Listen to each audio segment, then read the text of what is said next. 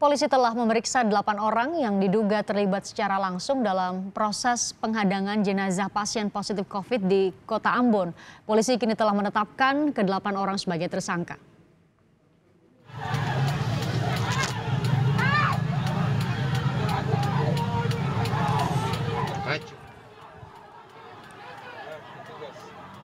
Delapan orang yang diperiksa polisi ini diduga ikut serta melakukan penghadangan mobil ambulans yang membawa jenazah pasien positif COVID-19 di Kota Ambon. Setelah menjalani pemeriksaan, kini 8 orang pelaku telah ditetapkan sebagai tersangka. Namun polisi masih mendalami keterlibatan masing-masing dalam aksi pengambilan paksa pasien positif corona tanpa melalui protokol kesehatan yang benar. Dengan pengambilan paksa jenazah yang terjadi di Desa Batu Merah, Kecamatan Sirimau, Kota Ambon, saat ini kami dari jajaran Polresta telah melakukan upaya penegakan hukum, di mana kami sudah mengamankan 8 orang, 6 laki-laki dengan 2 perempuan, yang berdasarkan dengan bukti sementara yang bersangkutan terlibat secara langsung kegiatan penghadangan tersebut. Dan saat ini mereka masih dalam pemeriksaan kami di Polresta. Dan pagi ini akan digelar kasusnya untuk menentukan status mereka berikutnya.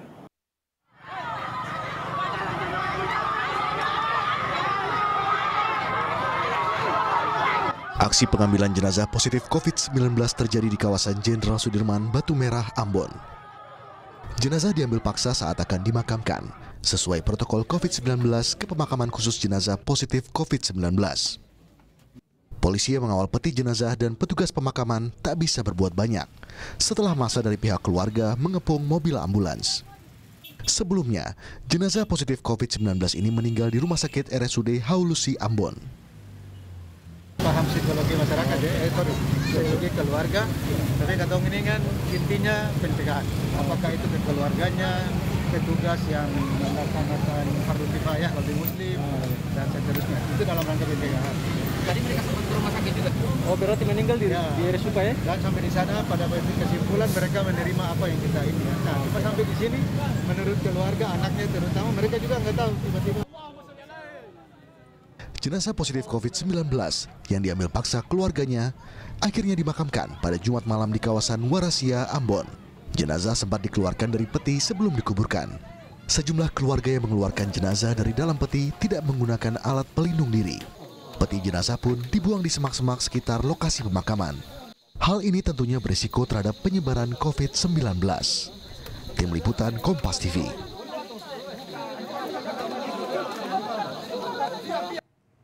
Saya bersama Ketua Harian Gugus Tugas COVID-19 Provinsi Maluku, Kasrul Salam. Pak Kasrul dengan Riko, selamat sore.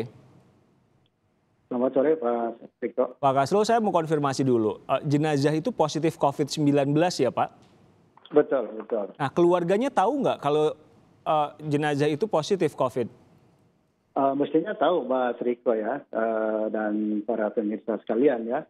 Jadi pasien mendiang HK ini umurnya 57 tahun itu masuk ke Rumah Sakit Haulusi kita, Rumah Sakit Umum Daerah itu pada tanggal 16 Juni. Nah, kita melakukan swab pakai TCM, alat TCM, hasilnya positif. Sehingga yang mendiang ini dirawat di ruang isolasi. Selain karena COVID, ya ada beberapa penyakit penyerta atau komorbidnya. Nah, pada tanggal 26 Juni kemarin, memutuskan dapat yang terakhir ya, tanggal 8 Juni kira-kira pukul 8 waktu Ambon lah gitu. Nah, di situ kami dengan keluarga, karena keluarga bersikeras akan membawa mendiang ini ke Pulau Seram. Di Pulau Seram itu kalau dari Ambon, kalau kita naik ferry mungkin 4-5 jam kita sampai ke Pulau Seram. Ibu kota Maluku Tengah itu ada di Masuri kira-kira ya. Nah, keluarga mau membawa ke sana. Nah, kita kan sama-sama tahu nih Bang Riko ya dan kalian bahwa secara protokol bahwa jenazah tidak boleh di seberang laut gitu ya, karena pertimbangan medis tentunya. Nah, dari situ akhirnya keluarga ya mungkin karena masih ada keraguan-keraguan meminta kita untuk melakukan swab satu kali lagi. Dan kita swab dengan TCM hasilnya masih positif. Nah, kelihatannya keluarga sudah selesai, keluarga inti ya, anak-anaknya, orang tuanya sudah mengikhlaskan, menyerahkan ke kami untuk melakukan protokol COVID, begitu. Oke, Pak, kita sedang memutarkan video yang ramai dibicarakan di mana-mana. Ini kejadiannya di jalan raya. Apa yang terjadi? Jadi jenazah ini ketika akan dimakamkan, kemudian dicegat begitu. Bisa Anda jelaskan lebih lengkap? Ya, jadi setelah tadi dilaksanakan pemulasarannya, dokter dan petugas forensik di Rumah Sakit Umum Haulusi, Rumah Sakit Daerah kami melakukan tugasnya. Kemudian karena keluarga sudah ikhlas dan sudah merestui kita untuk dimakamkan mendiang ini dengan protokol COVID, bahkan ada keluarga yang ikut di mobil jenazah Pak Riko dan para pemirsa. Nah, dalam perjalanan kita ada 3 mobil lah iring-iringan ya. Ada petugas dengan APD lengkap, kemudian mobil jenazah. Nah, begitu sampai yang diberitakan tadi di Jalan Sudirman tepatnya itu, nah iring-iringan mobil jenazah yang menuju ke tempat pemakaman pasien COVID atau jenazah COVID ini, itu kurang lebih 12 atau 14 kilometer dari kota Ambon, namanya Desa Hunut, Riko ya. Nah, tiba-tiba ada hadangan sejumlah massa gitu ya. Bahkan kalau kami dapat informasi dari petugas kami di mobil jenazah, keluarga pun kaget-kaget juga gitu. Kok tiba-tiba ada yang cegah. Nah, masa ini mengaku siapa Pak? Karena tadi Anda bilang keluarganya bahkan satu mobil. Ya, betul. Ini yang kita, itu yang tadi ya, bapak-bapak di kepolisian lagi melaksanakan tugas mereka, lagi ngambil keterangan dan seterusnya. Karena keluarga di dalam mobil sama-sama dengan jenazah dan petugas kita iring-iringan gitu. Itu berarti sebenarnya sudah selesai ya persoalan di rumah sakit itu. Jadi keluarga itu setuju memakamkan anggota keluarganya dengan protokol kesehatan? Betul sekali. Jadi mereka karena sudah setuju, akhirnya iring-iringan ini kita ke tempat pemakaman jenazah COVID ini, pasien-pasien COVID ini.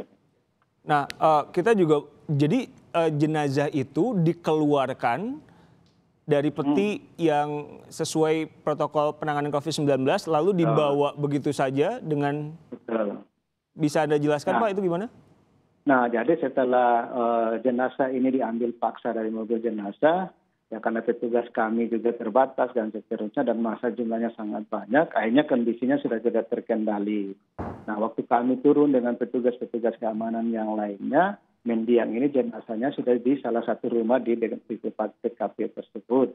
Dan seperti yang kita lihat di gambar tadi, peti daripada jenazah ini sudah dibuang di tepi jalan ya. Nah, jenazah ini sudah disemayamkan di rumah duka, salah satu rumah di kawasan tersebut. Nah, disitulah kita negosiasi dengan keluarga bagaimana memakamkan dan seterusnya. Oke, Pak Kasrul, itu kan kalau kita lihat saat kejadian ramai sekali Pak. Polisi juga sudah meminta keterangan, menetapkan 8 orang jadi tersangka. Laporan apa yang Anda terima? Apakah orang-orang ini kemudian dites, di rapid test atau swab? Karena sebagai Ketua Harian Gugus Tugas COVID-19 Provinsi Maluku, Anda tentu punya kepentingan supaya COVID-19 ini nggak menular.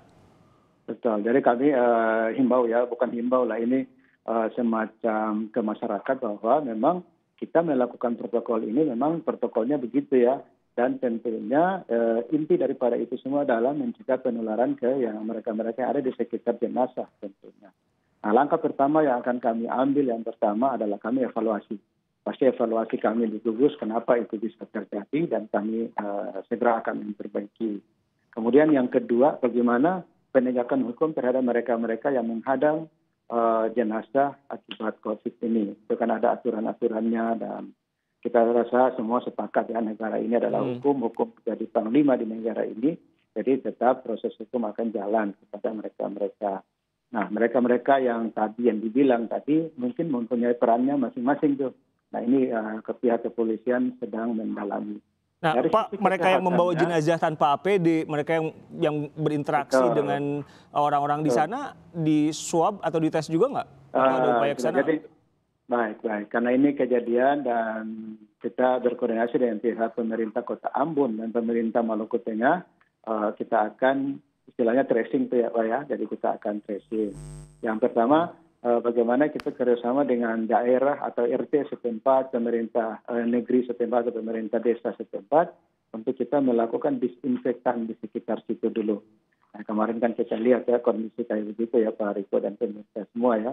Nah, kita akan melakukan disinfektan di kawasan beberapa rumah di situ sekitar di situ. Nah, yang kedua tentunya strategi kita yang berikut adalah bagaimana melakukan tracing. Mereka yang kontak erat dengan jenazah kemarin akan dilakukan tracing, dilakukan tes swab, dan seterusnya. Saya kira ini petugas-petugas dari medis kita sudah tahu apa yang akan mereka laksanakan, Pak. Baik, satu hal yang pasti ada konsekuensi hukum bagi mereka yang mengambil paksa jenazah pasien COVID-19 yang positif. Terima kasih Ketua Harian Gugus Tugas COVID-19 Provinsi Maluku, Asrul Salam.